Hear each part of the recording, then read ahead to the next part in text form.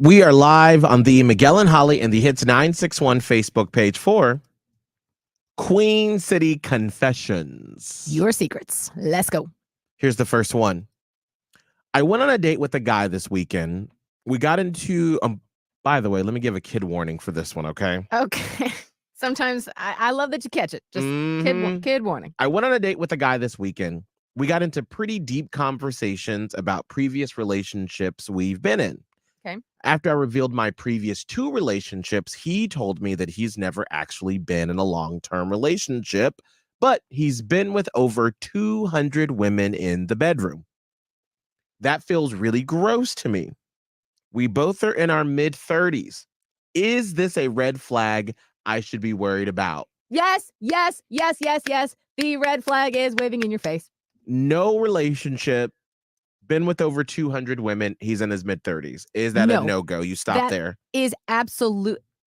Listen, I'm not over here trying to shame for counts or whatever. Mm-hmm. But what that signifies is that this person has some sort of issue. Like that's not a normal situation. Right. That's someone who is just looking for a body.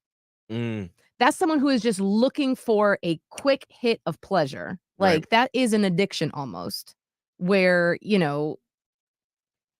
what kind of bonds are you forming with these people? Like none. You can't just like that's a user basically.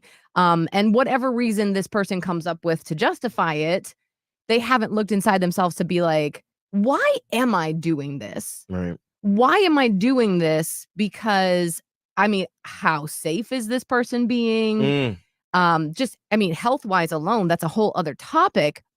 But that signifies that there is something going up mentally that they maybe don't even know about and for sure have not addressed. Would this be a red flag for you? Text hits in your message to 96893. Here's another confession. My fiance has kept every Apple box, from watches, phones, laptops, everything. That was in all caps. Okay. It's actually half of our closet. We are moving in 2 weeks, and he's going to be out of town when the movers come. I'm planning on throwing every single box away and blaming it on the movers. I can't stand these boxes.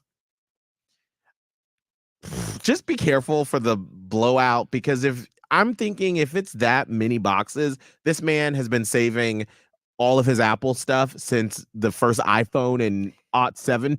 Yeah. So I would just be careful for the blowback that you may be getting. Well, I think you can't just do the mad mom throws it out with you know how that like your mom comes in with a garbage bag. Yes, she's like, just get rid of everything. And that's a scary thing. Like you can't really do that without asking questions about like, why are you keeping these? Is it something close and personal? Or is it like a lot of millennials when we're like, but it's a really nice box. You don't need it. You don't need the box because you're not going to do anything with it. But maybe he's collecting the boxes and that would be the only reason why you should keep them. But otherwise, you got to have a gentle conversation with like, these boxes aren't going to go with you when you die. What are you going to do with them? And what do you really do with those boxes after the fact? They're nice boxes, but what do you do with them? You don't do just recycle them and know that you're helping the earth. I'm curious, what unnecessary collection of things are you keeping a hold of? Like a bunch of Apple boxes that you're like, I'm going to use them one day, but then you never do. Or it's like you just feel too bad to throw them out because they're nice. Text hits in your message to 96893. All right, it is 7:31. Now we got to get to blown off. Now, how bad does someone's living situation have to be for you to ghost them? Like, would you make an exception if the person was in a transition period in their life? Well, you have to hear why Shelby ghosted Evan. His living situation is a little less than desirable for her. Find out what happened with Blown Off in 2 songs.